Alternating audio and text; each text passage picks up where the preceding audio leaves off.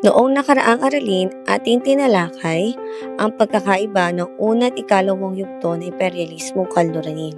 Sa araw na ito, atin namang pag-uusapan na nangyaring pananakop sa Timog Silangang Asya at ang kaso ng Thailand bilang malayong bansa sa panahon ng imperialismo kaluranin sa Timog Silangang Asya.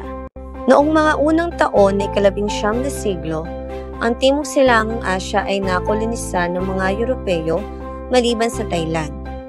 Noong 1886, ang rehiyon ay nahati-hati sa pagitan ng mga Ingles, Pranses, Olandes, at Espanyol na hindi naglaon ay napalitan naman ng mga Amerikano habang nananatili namang kontrolado ng mga Portuges ang Timor-Leste.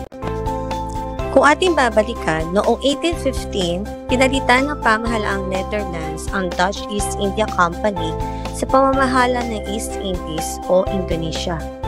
At sa loob ng mahigit 100 taon ay nagawang makontrol ang kabuuang kapuluan kasama ang Sumatra at Bali. Naangkinat na isama naman ng Britain ang Burma na mas kilala ngayong Myanmar sa Imperyong India na kolonya na nito noong 1886. Unti-unti rin nakontrol ng Britain ang Peninsular Malaya o Malaysia noong 1874. Nasakop naman ng France ang Vietnam, Laos at Cambodia noong 1887 at ipronoklama bilang French Indochina Union noong 1887. Samantala, sinakop naman ng mga German ang Marshall Islands at iba pang bahagi ng New Guinea at Solomon Islands.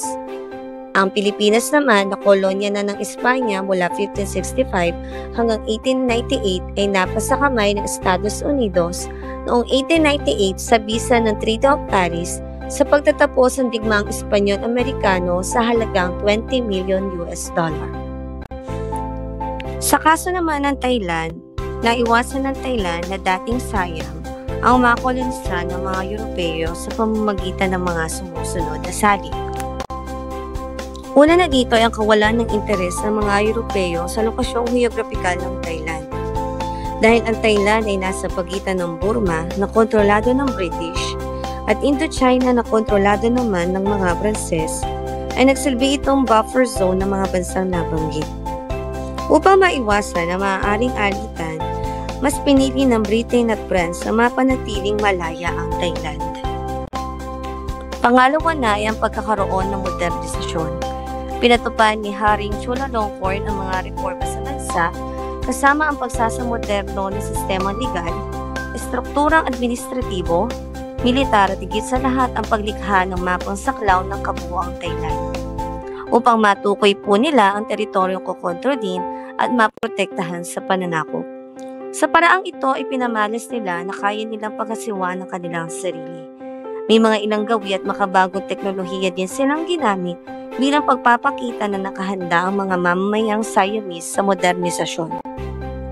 Pangatlo ay ang konsentrasyon ng kapangyarihan.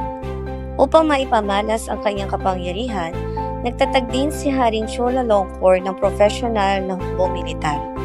Bagamat alam niya na hindi naman makakayanan ng hukbong ito ang makipagsabayan sa hukbong Europeo, ipinamalas ito ang kapangyarihan ng hari na makontrol ang mga lokal na pamunuan sa loob at labas ng bansa.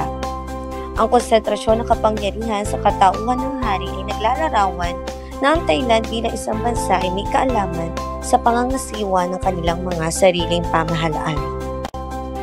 At ang panghuli ay ang pagpapatibay ng nasyonalismo at pagkakakilanlang kultural ng bansa.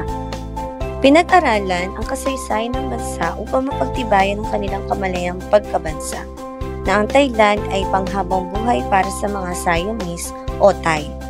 Ang wikang Thai ay itinalaga rin bilang opisyal ng wika ng bansa. Ang bagay na ito ay nakahimok sa mga Thai na labanan ang pananakop. Ngayon, nalaban na natin ang mga nangyaring pananakop sa Timog Silangang Asya at kung bakit ang Thailand ay naging malayong bansa sa panahon ng imperialismo kaluranin. Sa susunod naman nating aralin ay ating pag-uusapan ang mga nangyaring pananakop sa pangkapuluang Timog Silangang Asya.